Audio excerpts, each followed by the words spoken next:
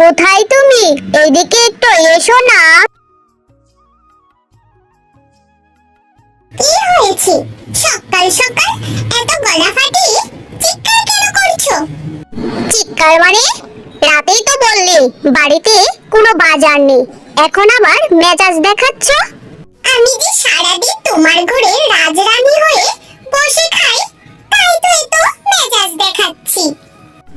শোনো, তুমি যতটুকু কাজ করো এগুলো সব বাড়ি বউদেরই দায়িত্ব, বুঝতে পেরেছো?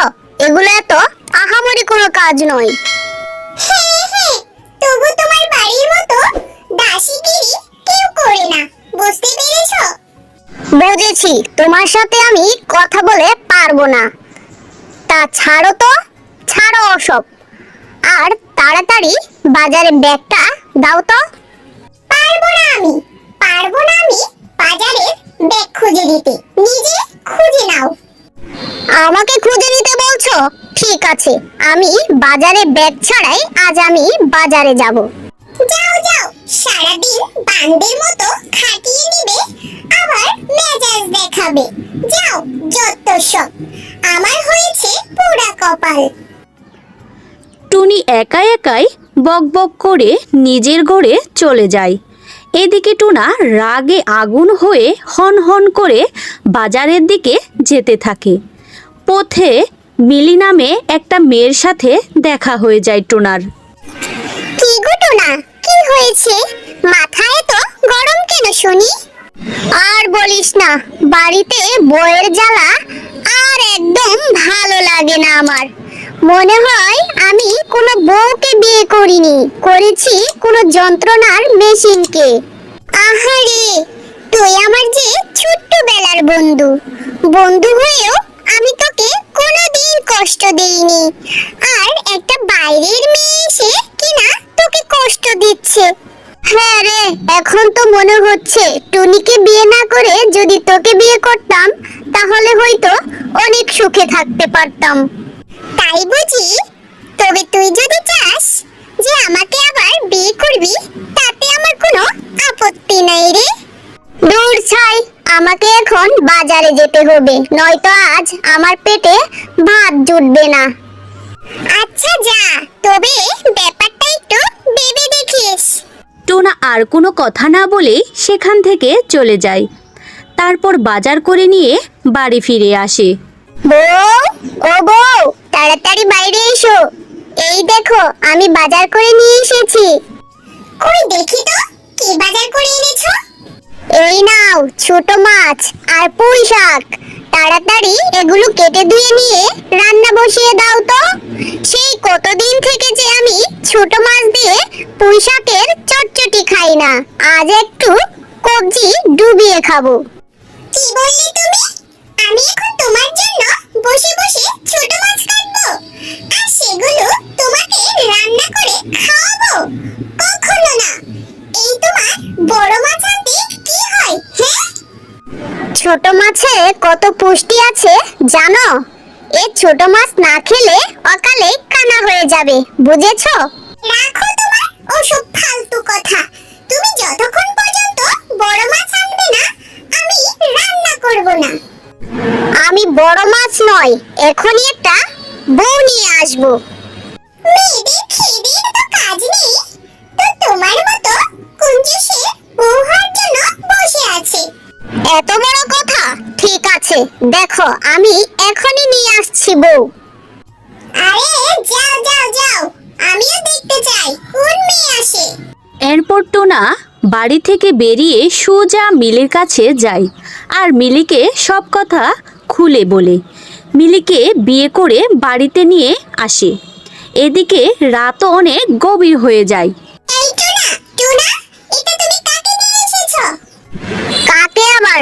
তুমি না বললে আমাকে বিয়ে করে আনতে, তাই তো আমি বিয়ে করে নিয়ে তোমার জন্য সতীন নিয়ে এসেছি। নাও, এবার দুজন মিলে সংসার করে খাও। অসম্ভব, আমি এই মেয়ের সাথে থাকতে পারবো না। এখনই ওকে বাড়ি থেকে বের করে দাও। এই শোনো, আমি বাড়ি থেকে বের হয়ে যাবার জন্য টোনাকে বিয়ে করিনি। আমি জানি তুমি টোনাকে একদম সুখে থাকতে দাও না, তাই আমি টোনাকে সুখে রাখার জন্যই এসেছি। তোমার যদি এই সংসার ভালো না লাগে তাহলে তুমি সসম্মানে বাড়ি থেকে বেরিয়ে যেতে পারো। সতীনের ঘরে সতী, তুই আমাকে বাড়ি থেকে বেরিয়ে যেতে বলছিস? তুই এখনই বেরিয়ে যা। টোনা, এখনই ওকে বের করে দাও, নয়তো এখানে রক্তের বন্যা বয়ে যাবে। কিন্তু বলে দিলাম। টোনা, তুমি ওর কথা শোনো না তো। চলো চলো, তুমি তোমার ঘরে চলো।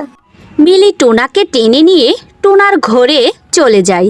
তো বড় সাহস, রাতটা পার হতে দে, তারপর দেখবি আমি তোকে কি করি।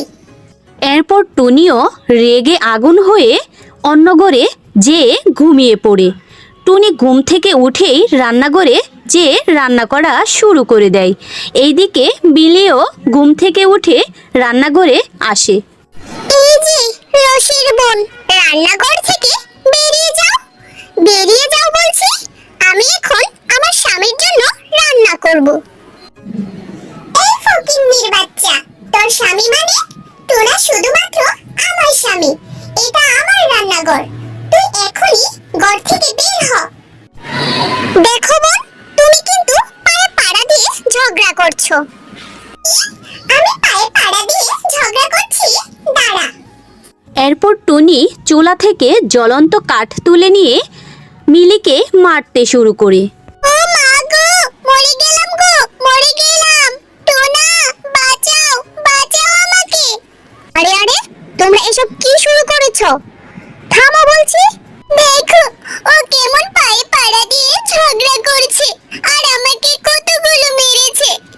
আমি কোনো ঝগড়া করিনি, ওই ফকিন্নির বাচ্চাটাই তো আমাকে মারতে শুরু করেছে আর কতগুলো মেরেছে। দেখো টোনা। চুপ, মিথ্যাবাদী কোথাকার। চুপ, একদম চুপ। আজকের মতো মাফ করে দিলাম, কিন্তু এর পরের বার যদি আবার তোমাদের ঝগড়া করতে দেখেছি তাহলে দুজনকে ডিভোর্স দিয়ে দিব আমি। আর আমি এই বাড়ি থেকে চলে যাব। যাও, এবার নিজেদের ঘরে চলে যাও দুজনে। টুনার কথা শুনে দুজনেই নিজেদের ঘরে চলে যায়। আর ঘরে গিয়ে টুনি মনে মনে ভাবতে থাকে। আমার সংসারে ওই অগাছাকে সরাতেই হবে, নইলে আমি আমার স্বামী আর আমার গোছানো সংসারটাকে ফিরে পাবো না। কিন্তু কি করে করব? পেয়েছি। আমাদের ট্যাঙ্কির সব পানি মিলির ঘরে দেব, এরপর বাইরে থেকে দরজা আটকিয়ে দেব, আর তারপরে মিলি পানিতে ডুবে মারা যাবে আর আমার পথের কাটা শেষ হয়ে যাবে। টুনি তার ভাবনা মতো মিলির ঘরের দরজা লাগিয়ে দিয়ে তাতে পানি ঢুকিয়ে দিতে থাকে। এদিকে মিলি পানির মধ্যে হাবুডুবু খেতে থাকে আর টুনি নাচতে নাচতে নিজের ঘরে গিয়ে দরজা বন্ধ করে দেয়। এদিকে মিলির ঘর ভর্তি হয়ে পানিগুলো আবার টুনির ঘরেও চলে আসে। সেটা বোকা টুনি কখনোই আশা করেনি। এই কি, আমার ঘরে পানি কেন? টোনা, টোনা, বাঁচাও, বাঁচাও, আমি পানিতে ডুবে মারা যাচ্ছি। টোনা, টোনা, বাঁচাও আমাকে। 100 দিনের বোকামির জন্য 200 দিনের ঘরে পানি ঢুকে যায়। এদিকে দুজনেই বাঁচার জন্য আকুতি মিনতি করতে থাকে। টুনা ওদের চিৎকার শুনে ওদের কাছে চলে আসে। তোমরা দুজনে কিছু করেছো, তা না হলে এত পানি আসতো না। টোনা, আমি কিচ্ছু করিনি, তুমি আমাকে বাঁচাও, আমি যে মারা যাচ্ছি।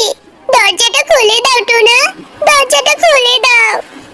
ঠিক আছে, আমি তোমাদের দুজনকেই বাঁচাবো, তবে একটা শর্ত আছে। তোমরা আর কখনো কোনোদিন ঝগড়া করবে না, একসাথে মিলেমিশে থাকবে। আমি রাজি টোনা, তুমি আমাকে বাঁচাও। আমিও রাজি টোনা, আমাকে বাঁচাও, আমাকে বাঁচাও।